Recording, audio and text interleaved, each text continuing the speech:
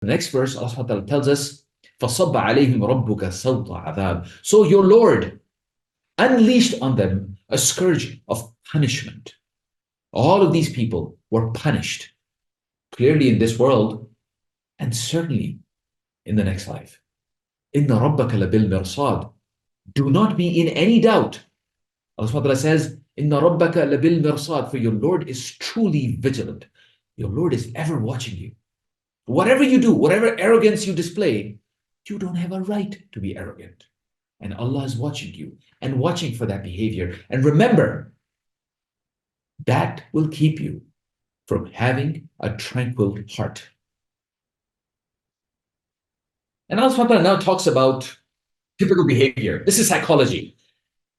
Anyone who wants a tranquil heart, understand what the human being is like. Understand what we have a tendency to do. Allah subhanahu wa ta'ala says, أعوذ بالله من الشيطان الرجيم. فأما الإنسان. Now, whenever a human being, إذا ما ابتلاه ربه, whenever Allah tests him, فأكرمه, through His generosity. Notice these words. Allah tests him with His generosity. For those of you, and myself included, who have been blessed with something, understand that is a test.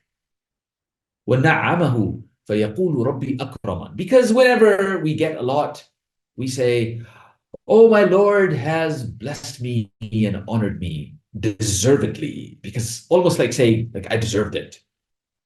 Because that was a test.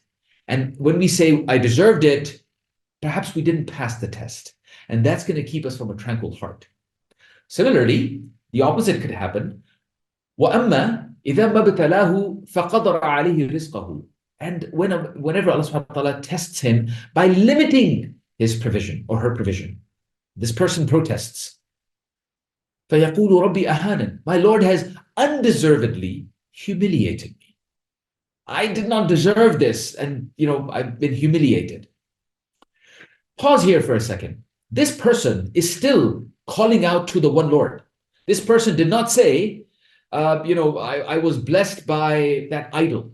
This person is still following Tawheed. But Allah subhanahu wa ta'ala is sharing this as an example of a servant who's become very worldly. And an example of a behavior we should not display, even though there's Tawheed. Apparently, Tawheed is being expressed by the mouth, but the actual impact of Tawheed, the fruit of Tawheed has not gone into the heart, because the fruit of Tawheed should have been humility.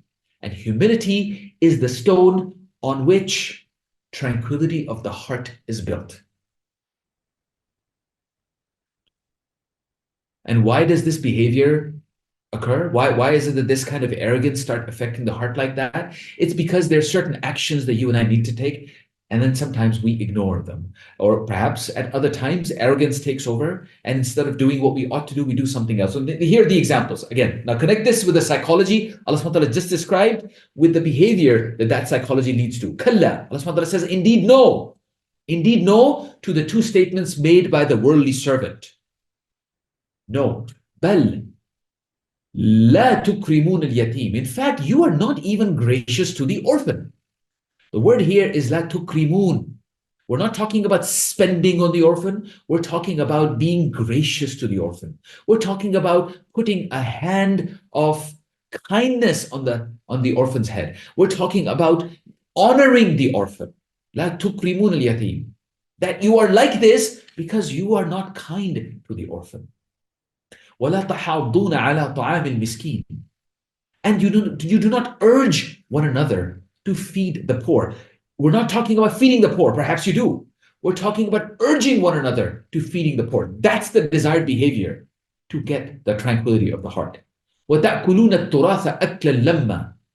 And you do devour the inheritance greedily. It could be your own inheritance, or it could be other people's inheritance, which is, of course, a form of corruption.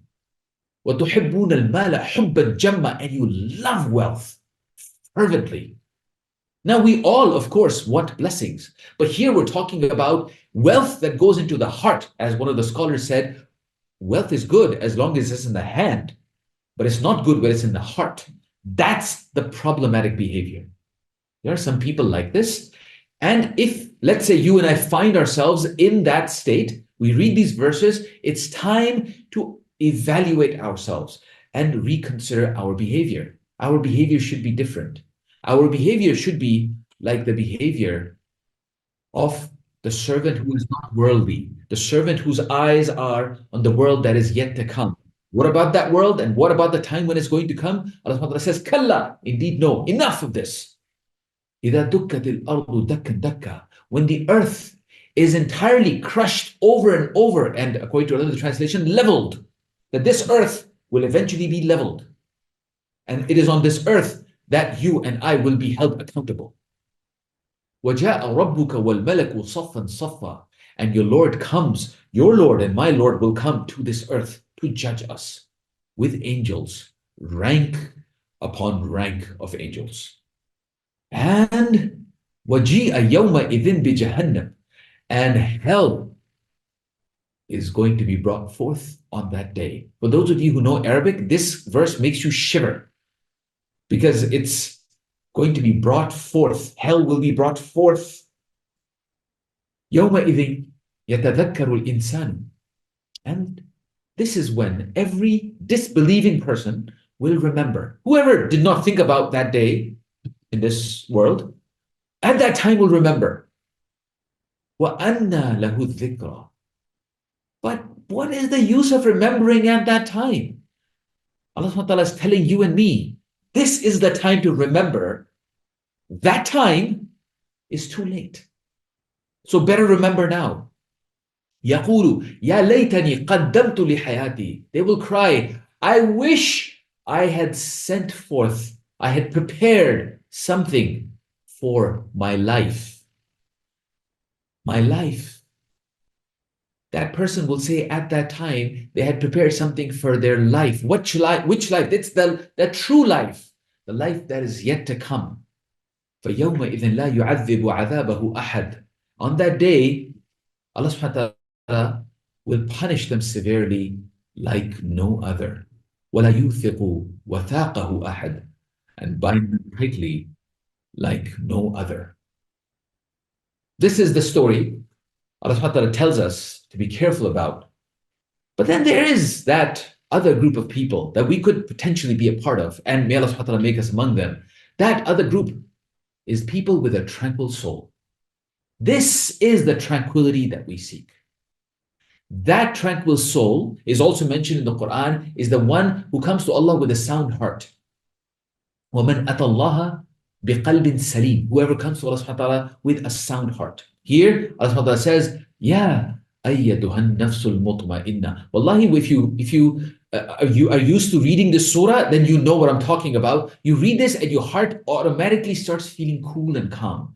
Ya ayyatuhan nafsul mutma'inna. Allah subhanahu wa ta'ala will say to the righteous people, oh, tranquil soul. Because on that day, when every heart is shivering, that person will be tranquil, will be calm and cool. لا خوف عليهم ولا هم يحزنون. There will be no fear on them and they will not be sad. When everyone else will be, when the majority of the creation will be, this group of people will not be. And may Allah subhanahu wa ta'ala make us among them. My brothers and sisters, please say Ameen. ارجعي إلى ربك راضية مرضية. Return to your Lord. Return to Allah. Well pleased with Him and well pleasing to Him. فَادْخُلِي فِي عِبَادِي. And join my servants, my true servants, who always were conscious of their role, that they were tranquil in this world and they are going to be tranquil in the afterlife. In this world, we have the hard life that we all have to live, and the tranquility that we get is a blessing. In the afterlife, it'll be tranquility plus all the other blessings. وَادْخُلِي فِي جَنَّتِي. And enter my paradise. Once again, may Allah subhanahu wa ta'ala make us among them. This journey of tranquility has to start today. Because in this speech that Allah subhanahu wa ta'ala makes to us, there are certain specific behaviors mentioned. And in that is an opportunity for us. So what we've started today is a quick 30-minute, 25-minute kind of a conversation that I was going to have with you about tranquility. And this is just the beginning. There's actually a lot of work that scholars of Islam have done that I've done on the psychology of tranquility, on what is a qalb salim, what is a sound heart, what makes a sound heart, what does Allah subhanahu wa ta'ala say about this in the Quran.